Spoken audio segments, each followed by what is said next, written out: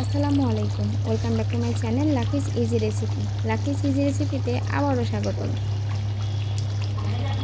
আমার আজকের রেসিপি হাঁসের মাংস ভুনা। আর এই রেসিপিতে আপনাদের সাথে শেয়ার করব অনেক টিপস সহ, যাতে হাঁস রান্না করলে কোনো গন্ধ হবে না আর খেতে হবে অনেক মজা ও অনেক টেস্টি। চলুন তাহলে আমার আজকের এই সহজ ও মজাদার রেসিপিটি আপনাদের সাথে শেয়ার করি।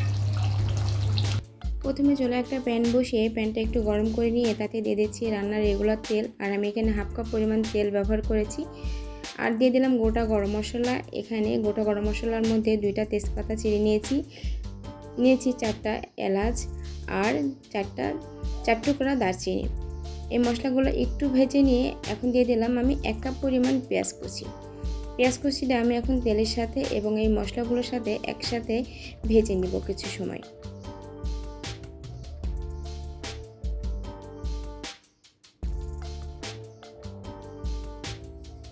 পেঁয়াজটা যখন একটু সফট হয়ে আসবে তখন আমি দিয়ে দিব এখানে কিছু কাঁচামরিচ ফালিটা আপনারা আপনাদের পছন্দ মতো ঝাল যে পরিমাণে খেতে চান সে অনুযায়ী দিবেন। এখানে আমি 13 থেকে 14টির মতন কাঁচামরিচ ফালি করে নিয়েছি। এখন দিয়ে দিলাম আমি 1.5 টেবিল চামচ রসুন বাটা আর দিয়ে দিচ্ছি 1 টেবিল চামচ আদা বাটা। দিয়ে দিচ্ছি আমি 1 টেবিল চামচ জিরা গুঁড়া, এটা কাঁচা জিরা গুঁড়া। আর দিয়ে দিলাম স্বাদ মতো লবণ। এখন এই যে বাটা মশলা দিলাম সেটাকে খুব সুন্দর করে আমি তেলের সাথে একটু ভেজে নিব। এই মশলাটা যখন তেলের সাথে একটু ভেজে নেওয়া হয়ে যাবে তখন দিয়ে দেব গুঁড়া মশলা। এখানে আমি 1.5 চা চামচ হলুদের গুঁড়া, 1 চা চামচ লাল মরিচের গুঁড়া ও 1 চা চামচ ধনিয়া গুঁড়া দিয়ে দিয়েছি। এখন এই মশলাগুলো খুব ভালোভাবে এই সব কিছু একত্রে কষিয়ে নিব একটু সময় নিয়ে। আর এই মশলাটা কষানোর জন্য এখানে আমি সামান্য পরিমাণ পানি দিয়ে দিচ্ছি। পানিটা দিয়ে মশলাটা খুব ভালোভাবে কষিয়ে নিতে হবে। আমি 2বার পানি দিয়ে মশলাটা খুব ভালোভাবে কষিয়ে নিয়েছি। আর মশলা থেকে যখন তেল উপরে ভেসে উঠেছে তখন দিয়ে দিচ্ছি আগে থেকে যে হাঁসটা আমি পরিষ্কার করে কেটে ধুয়ে রেখেছি। আর আমি হাঁসটা রেগুলার কাট করে কেটে নিয়েছি। আপনারা আপনাদের পছন্দ মতো ছোট বড় টুকরো করে হাঁসটা কেটে নেবেন। তবে হাঁসটা পরিষ্কার করা কিন্তু একটু কষ্টসাধ্য, তাই একটু সময় নিয়ে কষ্ট করে পরিষ্কার করে আর এভাবে মজা করে রান্না করলে খেতে কিন্তু অনেক মজা লাগে। আমি মশলাটা দিয়ে এই হাঁসের মাংসের সাথে খুব ভালোভাবে কষিয়ে নিচ্ছি, অনবরত নেড়ে চেড়ে। আমি প্রথম পর্যায়ে কিন্তু কোনো রকম পানি ব্যবহার করি নাই। পানিটা না দিয়ে মশলার সাথে খুব ভালোভাবে এই হাঁসের মাংসগুলো দিয়ে আমি কষিয়ে নিচ্ছি, অনবরত কিছুক্ষণ পর নেড়ে চেড়ে দিয়ে।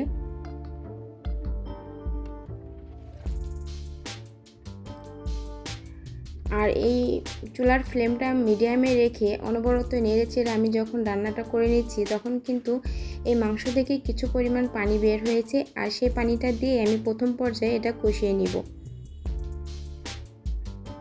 প্রথমে আমি কোনো রকম পানি ব্যবহার করি নাই।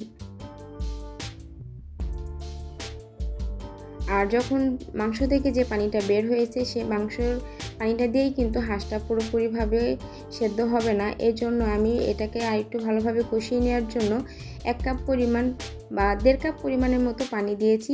আর পানিটা দেওয়ার পরে আমি ঢাকনা দিয়ে ঢেকে অনবরত কিছুক্ষণ পরপর নেড়ে চেড়ে দিয়ে এই রান্নাটা করে নিচ্ছি, মানে খুব ভালোভাবে কষিয়ে নিচ্ছি। সেদ্ধ হয়ে আসা পর্যন্ত আমি এটাকে কষিয়ে নিব। আর চুলার ফ্লেমটা আমি মিডিয়ামে রেখেছি। আর যখন এই কষানোর পানিটা কিছুটা শুকিয়ে আসবে আর মাংসটায় প্রায় 70% মতো সেদ্ধ হয়ে আসবে তখন আমি দিয়ে দিচ্ছি এখানে গোটা রসুন। আপনারা যদি গোটা রসুন পছন্দ করেন তাহলে এই পর্যায়ে এসে এই গোটা রসুনটা দেবেন।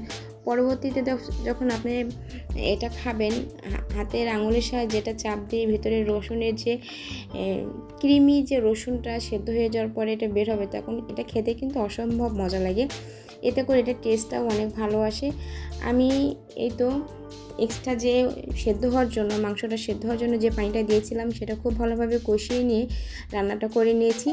আর যখন এটা খুব ভালোভাবে কষিয়ে নেওয়া হয়ে গেছে তখন আমি দিয়ে দিচ্ছি আগে থেকে আমি কিছুটা পানি গরম করে রেখেছিলাম, সেই পানিটাই এখানে দিয়ে দিয়েছি।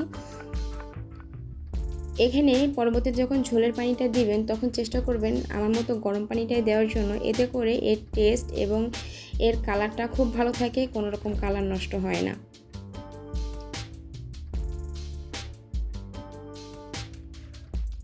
আমি এখানে যে পরিমাণ ঝোল রাখতে চাই সেই অনুযায়ী এখানে পানিটা দিয়েছি, তবে আপনারা আপনাদের পছন্দ মতো ঝোলটা রাখবেন আর পানিটাও সেই অনুযায়ী দিবেন।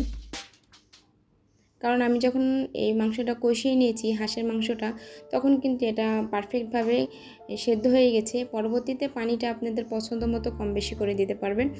আর এই গ্রেভির পানিটা যখন শুকিয়ে আসবে, আপনার যে পরিমাণ ঝোল রাখতে চান সে অনুযায়ী, তখন দিয়ে দিচ্ছি এখানে গরম মশলা গুঁড়া।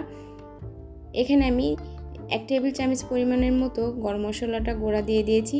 আর মাংসটা রান্না করার শেষ পর্যায়ে এসে এই মশলাটা দিলে কিন্তু এর টেস্ট অনেক ভালো আসে। আর যখন এই হাঁসটা আপনি রান্না করবেন তখন মশলাটা খুব ভালোভাবে কষিয়ে নেবেন আর মশলার পরিমাণটা ঠিক রাখবেন, তাহলে দেখবেন হাঁসের রান্না করার পরে হাঁসের থেকে কোনো বাজে স্মেল বা বাজে গন্ধ আসছে না। আর এই পর্যায়ে এসে লবণটা চেক করে নেবেন। আমি এখানে লবণটা চেক করে নিলাম। লবণ আর ঝালটা আপনারা আপনাদের পছন্দ মতো কম বেশি করে দিতে পারবেন যে কোনো রান্নাতেই।